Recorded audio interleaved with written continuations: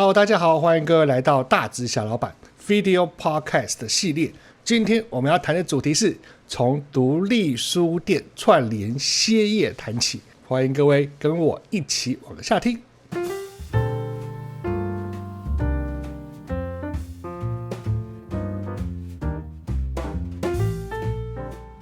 独立书店共同歇业，独立书店共同歇业。今天我们录音的时间是2020年11月14号。这个独立书店共同歇业的事件发生在2020年11月11号。怕后面人听了不知道在讲什么，所以我们把这个事情稍微交代一下。在2020年11月11号双11这一天，我们台湾的各大平台共同打出了非常低价的实体书的特惠活动。那我看到了新闻的报道，整个书籍的特价大约打到66折，原价乘以 0.66。这一件事情引发了我们台湾好多间，好像几十间独立书店连锁抗议，他们非常不开心，他们觉得电商平台这样是不对的，不 OK 的。所以呢，这些独立书店串联好，在11月11号当天不营业。对，总共有非常多家，20-30家一起不营业。所以说就有了这个事情。这件事情其实它不是一件很大的事，但是它反映出了我很想要和他聊的一些经营上面或文化上面或者是商业变动上面所引发的事情。所以说这件事情我们来谈一谈。当然如果说各位有兴趣的话可以去上网搜寻一下2020年独立书店串联歇业这几个关键字，就可以看到有很多的报道。那我们背景就讲到这边，然后赶快切进我想要讲的第一个小主题。卖一样的东西当然拼价格，卖一样的东西当然拼价格啦。书店卖的就是书嘛，那现在2020年卖的实体书基本上就是一个公开的大量贩售的一个商品。所以说你在不同网站上买到的，你在实体书店买到的，你在很有特色的独立书店买到的书籍，基本上都是一模一样的东西。简单说就是同样的东西放在不同的地方卖而已。那站在最基本的商业角度来看，最基本的经济学都知道，就是只要你卖的是一模一样的东西，那么最重要去比的东西就是价格啊，最后会产生拼价格的现象。因为不管在什么地方买的东西都是一模一样，一模一样的情况下，大书店的成本就比小书店更低，那大型电商的书店又比大书店还要来得更低，所以卖66折基本上是很自然的事情。我再往回推一下，我发现其实线上书店不照这个书本的定价来卖已经行之有年了，所有的线上书店都在卖7-9折。我自己回想一下，我以前还在买书的时候，我记得好像实体的大型书店也都是85折在卖，也就是说线上书店7-9折，实体书店85折。双11特价的时候大家就再打折一点，再低一点点。站在一个商人角度来看，我觉得这是很正常很自情，拼价格是一定会有的。那当然了，这引起了独立书店非常的不开心，所以他们决定连锁起来，串联起来歇业，以示抗议。这件事情让我觉得非常的难过，非常难过。真的，我真的替这些独立书店觉得非常难过。难过的事情刚好是下一个小章节的标题：靠对手不要特价才有盈余。靠对手不要特价才有盈余。对啊，今天独立书店他们会提出很多的理由了包含他觉得打成66折不尊重文化界，这样子做这个下杀动作其实是不好的，是鄙视这个书里面所代表的知识或者是气质或者是文化对一个外人的我来看，我反而是觉得这些独立书店是很可怜的，甚至有点可悲的。那是为什么？因为他们竟然是需要靠对手不要打特价才有盈余，打66折独立书店就活不下去，那还得了？那独立书店不是等于是别人爱杀你就杀你，爱宰你就宰你吗？对不对？尤其是对于书籍而言，书籍做印刷它之间有一定的成本，可是那个成本一定不高。也就是说，对于书本来说，它卖的越多，它分散到每一个书本上的成本就越低。也就是说呢，大书店如果说可以把一本书做成热卖的话，它的成本可能会低到你难以想象，毛利会高到夸张。所以说对于出版社来说，他当然是希望书越卖越多，卖越多越好。如果打折之后可以让总销售额提高，那么他们是非常乐意去做这件事情的。在商言商嘛。独立书店的特色，常有的特色就是独立书店是不打折的，它是照书本的定价去卖的。一本书如果定价200块，它就卖200块。可是各位聪明的消费者，请你思考一下下，如果你今天是一个一般的消费者，一本书200块，线上买只要66折是多少钱？132，200块跟132，你选哪一个？对啊，所以说大多数的消费者一定选什么？132。什么时候会选200块的？可能你支持独立书店，你宁愿多花钱让他赚，就是你愿意每一本书多给书店66块去买个一样的东西。可是对一般来说是不会这么去做的。我们而且最常见到的状况是 A few moments later， 不好意思，刚刚被中断了。对，因为我们一边工作一边录音，这就是辛苦的创业人生。跟你想象中的完全不一样。好了，继续刚才讲到说，一般人是不太愿意多付钱去买一样的商品，除非提供商品的人他有额外的价值，附加价值加好加满，附加价值加好加满。在我心中所幻想的独立书店的附加价值应该是包含了像是老板的特别选书，他可能为了想要读经济学的人特别选出这个月应该要去看的几本书，那我们就只买那几本书就好了。或者是老板可能特别爱摄影所以说那边充满了老板已经看过为你筛选过有关于摄影的书在我心中想的是这样。这个时候去那间独立书店付出比较高额的钱去买它，其中的那个附加价值是我感谢老板为我挑选书举个例子啦，假设我今天是一个只想去骑脚踏车的人，就请老板推荐我脚踏车相关的书，是从入门然后到高阶进阶的不同程度的书，然后就可以顺着买顺着学。可是实际上说实话我自己是一个不太会去独立书店的人，去独立书店纯粹就是小时候比方说装文青去走走而已看到那个原价的书就把我吓坏了，跑去大型书店买书这样子。我小时候没有线上书店可以买。在讲附加价值这个时候，我提一个自身的例子前几年我很喜欢去我们大直有一间咖啡厅，那一间咖啡厅卖的咖啡好喝，不过大家咖啡都好喝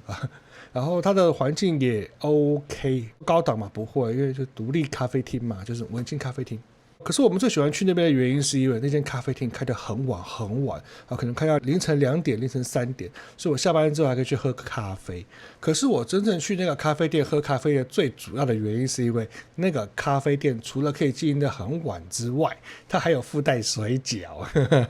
对，咖啡厅有水饺所以我在下班以后凌晨11点12点还可以去喝一杯咖啡，然后安安静静的坐在那边滑手机，跟朋友聊聊天，然后吃水饺。这时有好一阵子我们很喜欢在那边晃荡，所以那间咖啡厅提供的东西不再是传统的咖啡。第一个，它提供了给我深夜游荡的地方；第二个，舒服的然后吃水饺的地方3更半夜没地方可以吃水饺。可是后来我们就比较少去了因为呢发现其实在家里面喝咖啡更好喝，家里面也可以煮水饺更好吃，而且如果今天跟朋友有约的话，我家感觉上会更舒服，更适合邀请朋友来。这个时候他就没有那个我原本想要的价值，那从此后我就再也不去了。现实的嘞对啊，消费者都是很现实的好，所以身为一个独立书店它本身就应该提供一些不一样的附加价值，好让我们能够愿意为了它的原价书去掏腰包，否则的话那就像我这种一般的消费者一样就跑光光啦。这时候可能别人会问说，亚瑟你看起来就是个没文化的人，你又不买书，你怎么知道这事？错了，错了。下一个章节讲一下我买书的经验。来，亚瑟的读书历程。亚瑟的读书历程，我自己是一个读正式的书读学校书没有这么认真的人可是读闲书是很认真的从国小就在读闲书。一开始小时候读散文集，我68年次的嘛，所以我小时候出版业最多就是散文集，然后再来就是看一点点的小说，译文类的小说啦，然后也有一些我看不懂的一些国际巨作可是我自己读书读最夸张的时候是从国中开始那时候变比较聪明一点点，稍微看得懂多一点的书了。所以来看一下国中高中的图书馆经验。国中高中的图书馆经验，在我那个年代我们孩子们都比较穷所以说没有这么多钱去书店买书。虽然那个时候已经有蛮多的书店的，那个时候的金石堂是非常强势的像我们大直就有一间金石堂，然后后来我们大直还加了成品吧所以说书店慢慢成为一个流行几乎每一个社区都会有专门的书店。好，可是国中高中还是以图书馆为主。我记得我读国中的时候我们学校的图书馆很小，非常小一间。可是我那时候多疯狂呢，我把那边有关的散文集跟经济学有一点点相关的，然后跟科普相关的书基本上都读完了。无聊因为学校上课我也没有认真，所以我就是借一堆书回去，然后上课在下面偷看书因为我看的书又不是漫画书，所以老师也懒得管我后来高中我读的是个比较自由的高中，所以老师真的不怎么管你在干嘛，只要考试 OK， 然后你上课有出现就行了。所以老师在上课的时候我基本上都在下面看书看自己的书。所以那个时候高中图书馆有些书我已经不知道该怎么选了，所以我就直接从第一本就往下看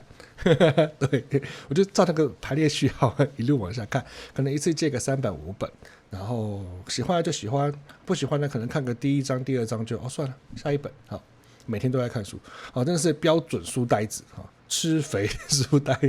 我小时候是很爱看闲书的，非常非常爱。之后时间慢慢进步到了大学了大学就有了疯狂买书时期。大学疯狂买书时期，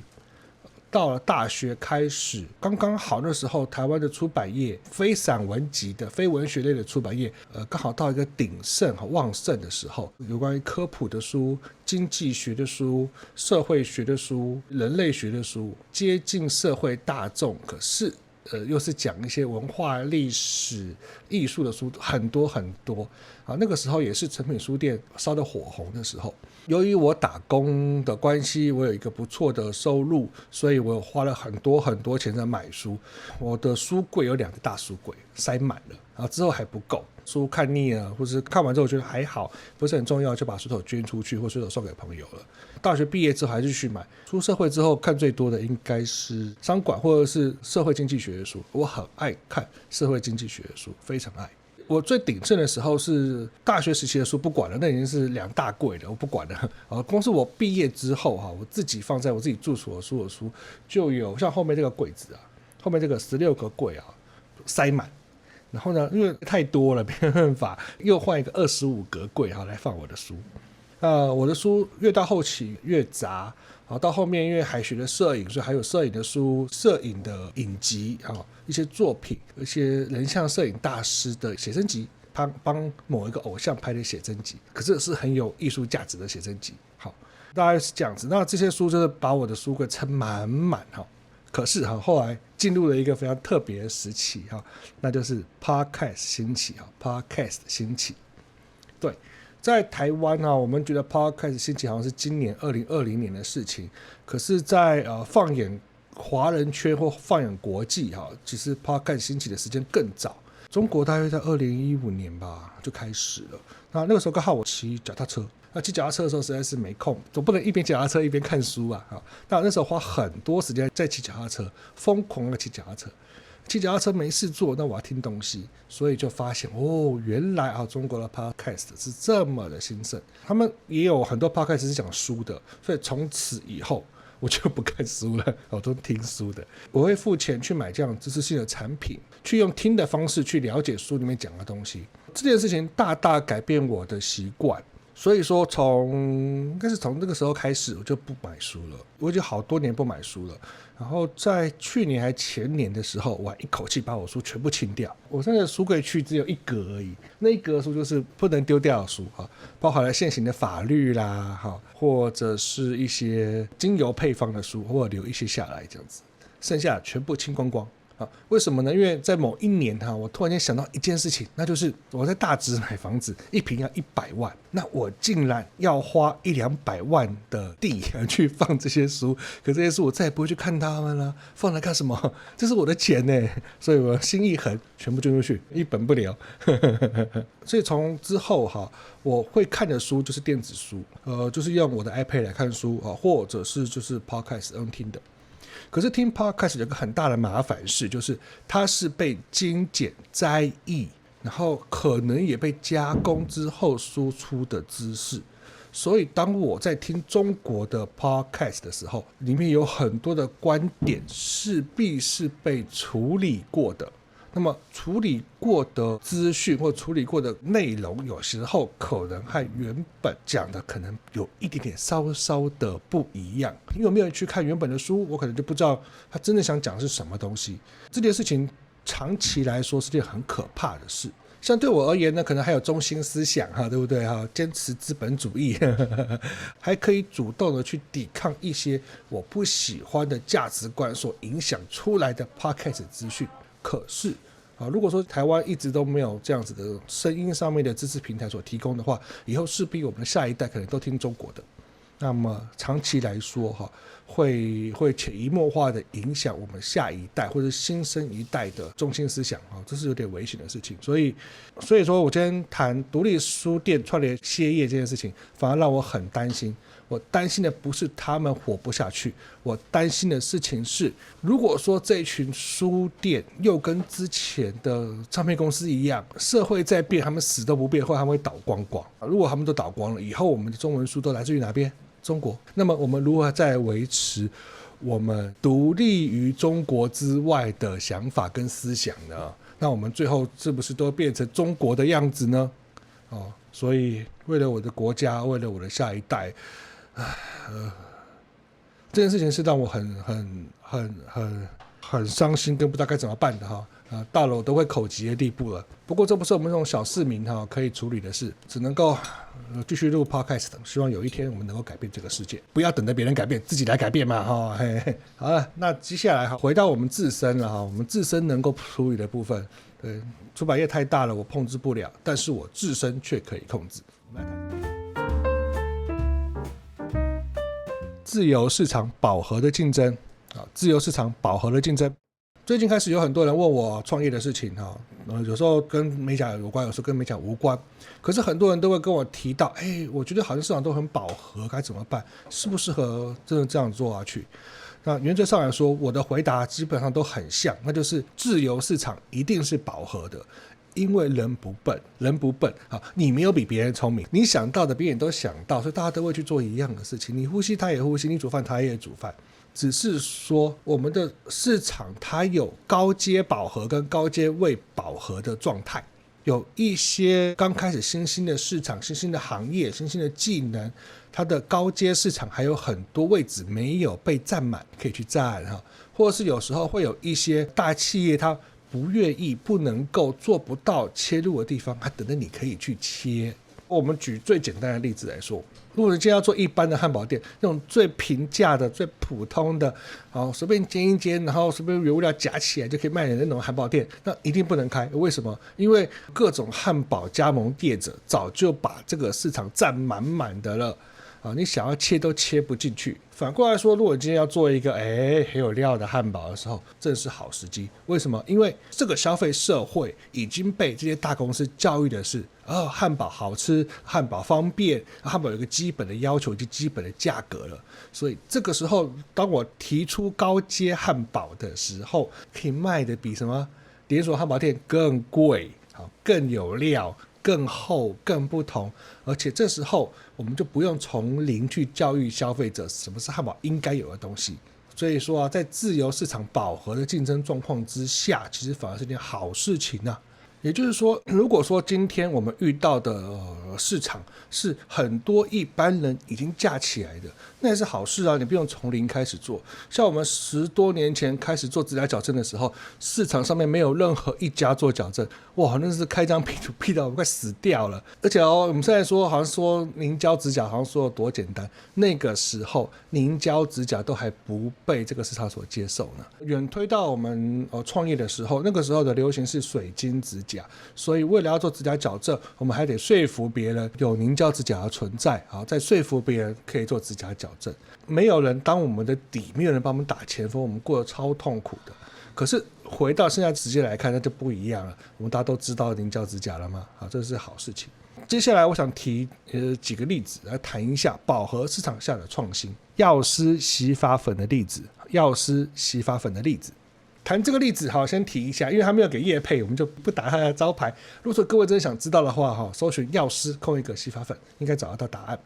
原则上来说是一个药剂师，然后他为了这个解决头皮会掉头发啦、头皮痒啦、头皮过敏的问题，他开发出了洗发粉，杀出一条血路来，最近活得还不错。我们还有一个熟客户老客人，他好像也是他们的团队之一，非常厉害。我和这个牌子的顾问吧，律师顾问基本上同一个，所以我们也有一点点小小的联系啊。说实话，在保养品界对于洗发粉的概念其实并不陌生。我们大家看到洗发粉就知道他在搞什么鬼了。为什么这么说？是因为绝大多数什么皮肤过敏啊、手指头过敏啊，其实都来自于洗剂里面的添加物尤其是什么果酸啊、防腐剂啦、抗菌剂啊、抗氧化剂啊这种东西。那洗发粉因为它是粉，它不是剂，所以它里面没有水，这就省了一件事情，那就是它可以不用放任何的防腐剂、抗菌剂，什么都不用放，所以它的粉本身就没有防腐剂，很大程度上面降低了过敏产生的风险。所以药师洗发粉就可以卖出来。很多这个头皮会过敏的洗了之后就觉得哇好棒哦，不会过敏了，不会掉头发了，好开心哦，好棒棒。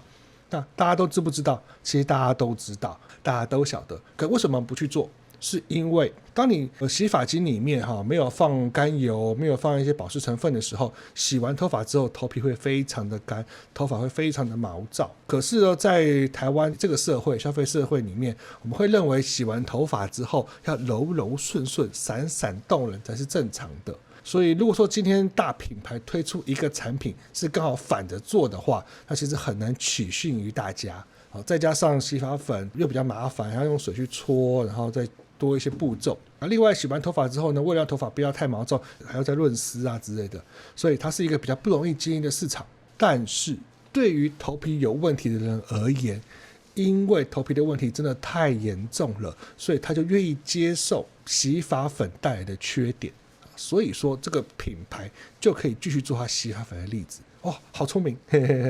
这就是一个在洗发精市场饱和的情况之下，一样可以轻轻松松杀出一条血路的例子啊。接下来我要谈我自己的例子，那就是你宝贝的紫原油。就是我自己的指甲店叫你宝贝我们在使用的紫原油是自己开发的产品，它本身不放防腐剂，不放果酸，不放任何有的没的乱七八糟的化学药剂。可是当你一个产品不放这些东西的时候，它就很容易坏得非常快。也就是说呢，我们的产品通常我们都会想办法在最短的时间之内做出来，然后交给客户，中间没有一个库存期，它没有开封放在室温下大概半个年，只能撑半年而已，开封之后只能撑3个月而已。可是我们的紫原油一样可以卖，因为对于指甲皮肤不好的人来说，他们别无选择，他们为了要让皮肤变好，所以他们可以接受我们这一种很快就坏掉的紫原油所带来的风险，所以他们紫原油开封之后3个月就要用完了，实际上通常1个月就用完了啦。可是你以为大厂牌不知道吗？都知道。为什么？因为其实这个市面上面我们可以买到的高阶产品的供应商就那么几个。好，什么价格买到什么货，其实行业内的人都一清二楚。所以你宝贝的紫原油，我也不怕把这个内容物都公开，因为反正就是这样子，它没有什么大不了的事情。我们之所以能够活着的原因，是因为我们立刻做出来，赶快交给消费者，消费者也愿意为了不要让它坏掉，就赶快把它用完。可是曾经在这个市场上面也出现过竞争对手。我们台湾的某一大指甲供应商，一线的那种也找了台湾某一大高阶精油供应商，他们两个一起合作，也生产了天然的紫原油、精油紫原油，配方和我们也蛮像的。我看到时也蛮讶异的，因为都和我们都有一些联系这样子。那他们出来之后呢，我那时候一开始有点小担心，后来觉得还好。根据时间的证明那个产品已经收掉了。为什么？因为一般在卖保养品的消费习惯是，我可能生产了一堆10000瓶，然后呢放在仓库里面，然后再慢慢卖。好，可是当你的紫原油没有放防腐剂的时候，半年就坏了。那仓库里慢慢卖，有可能到客人手上的时候就已经是准备要坏掉的时候，它打开来没多久就坏掉。甚至是那样子的产品也不能够用传统的方式去做运输、去做仓储，所以当大公司来切入这个市场的时候，它是无法做出来的。所以它只能够由我们这种小公司来做处理。好，这就是在一个饱和市场下面，我们找到了生存的一个方法。好，那当然了，也许在未来，如果我们扩大了，或者说我们做顺了，我们有可能可以找到一些更厉害的厂商，它可以帮我们及时生产，然后呢，每一瓶呢都不库存，然后直接寄到客户的手上，去减少传统保养品从制作、仓储、销售的那种夸张的时间，也可以减少中间那些曝晒啦，或者超低温或者很差的仓储环境的一个问题。这部分还要等到日后再想办法解决。那在没有解决的情况之下，我们还是一样小小卖，当个小厂商，就跟洗发粉一样。那我们再来讲到指甲店专业的竞争，指甲店专业的竞争。对于不是指甲业的人来说，大家也都知道，在台湾指甲店基本上是属于饱和的状态。But 有没有发现我们过得好像还不错？我先讲个前提对于去国外读过完整的指甲训练，去美国啦，去日本啦，去加拿大啦，去英国啦，去德国啦，专门读指甲读回来的这些老板们，我们台湾有好几间店，有好几个供应商的老板都是这样读回来的。对于受过完整高阶指甲训练的老板来说，其实指甲店的各种技术都不是太独特。就是说，好像我们处理咬指甲之后指甲变形的指甲，这部分其实真的没有非常的困难，对我们来说了或者是这个砍甲，指甲砍在肉里面的那种，把它拉出来，其实也没有很困难。那对于灰指甲之后的处理也没有很困难。更甚至对于复合式的指甲店，像是指甲店兼按摩店，然后兼按脚的，兼美肤的，也没有很困难。这些都是一个正式美甲教育之下都会教我们的东西。或者是说呢，这个做指甲贴钻、指甲雕花，做无敌延长的指甲，对我们来讲都不是什么太困难的事情。那么我们去选择要去做什么事情，都只是因为不同的店在不同的市场里面找到一个安身立命的方法而已。也就是说其实我们的同行看你宝贝也没有太厉害我们看别人做什么砍甲，看别人做灰指甲，其实我也不觉得他太厉害。甚至是我们看别人做复合式的美甲店，其实也觉得也都还好，都是可以选择的。我们只是选择一个我们的专业去做而已，只是那一个小专业适合我们，我们就往前走，然后试着走出一个可以适合台湾的经营模式而已。所以说在我们的眼中各种指甲店其实都很类似，眼光放远一点来看，放大一点来看，其实各个美甲店都很类似，只是不同的美甲店找出不同的方向、不同的专业，然后去放大那个专业，然后去让客户发现我们的好处而已。这也是呼应了我们刚才说独立书店的一个特色。独立书店它卖的书是一样的，就像我们做指甲其实也都是那些材料，也都买得到，不可能买不到的啦，供应商就那么几个而已。那么如何做出我们的特色才是重点。那接下来我们来结论一下，我们从独立书店串联系列谈起谈到我一路谈到现在。我们举了很多的例子，也举了我们自己的例子来讲。我觉得对于一个创业者来说，要有自己的特色是很重要的，也就是附加价值要一路往上加上去，要加到客户忘记那是附加价值的时候，才是成功的时候。举个例子嘛像我们做指甲好了，我们也一样是做前置作业我们一样是用买凝胶我们一样是凝胶灯我们一样是做指甲可是我们把它的附加价值一路往上加，加到最后，你宝贝是可以处理问题指甲的，别人不行，只有我们行，因为我们把它做到极致了。所以我们把它附加价值加好加满，最后成为一个处理问题指甲的专家，这是你宝贝。像我们刚刚有提到洗发粉的例子也是嘛，他把它的特色加好加满之后，去解决别人解决不了的问题。同样的道理哈，当一个独立书店，如果它也可以把它的特殊价值加好加满，那它就不是独立书店了，它就可以活得很好啊。如果说今天有一间专门标榜自己是经济学人书店，假设啦，纯假设哈，不知道有没有。如果他今天希望他自己是一个纯粹的经济学人书店，他就帮这些想要读普罗大众经济学、社会经济学的人去帮他做选书的动作。所以我一个月假设有20-30本类似的书，他帮我选出2-3本，那我只要买这2-3本，我就可以吸收到我该吸收的知识。这间独立书店一个月就只卖这2-3本，选这2-3本，剩下阿里不达的杂鱼他不卖。这个时候那一间独立书店就不再是书店而已，它对我而言，它是一个知识的筛选者，它是节省我读书的时间的一个很了不起的人。所以这个时候我付全价去买书，里面所隐含的意义就是老板知识服务的一个费用。当然啦，也许有一些独立书店它是给这个阿宅把妹的嘛OK 啊，那也 OK 啊。对，只要你能把书店做得够甜蜜够温馨，阿宅或者是宅女在里面，他们可以认识够多的朋友，很喜欢来这边买书认识朋友，提升自己的交友圈。假设是这样子的哈，那如果他做得到，让大家忘记，让他认为我来这边做个低消，买一本书可以认识新朋友，扩张我的交友圈很满意，那也 OK 啊。所以独立书店真正要做的事情，就是不应该是共同歇业那你今天双11可以共同歇业，你干脆全年共同歇业好了。好，那些大书商那些电商根本不管你们的，因为你们那个量太小了，根本不看在眼底啊。那要活怎么办？做出特色来呀，让我们大家忘记你是书店，忘记你是书店，你只是卖书来当一个媒介而已，而你是提供额外的服务，那个额外的服务才是主体呀，对不对？好，那今天就讲到这边。感觉上对于左派来讲，今天的内容很政治不正确。如果说对今天的节目内容有任何意见的话，都可以在下面留言我保证不打死你OK， 拜拜。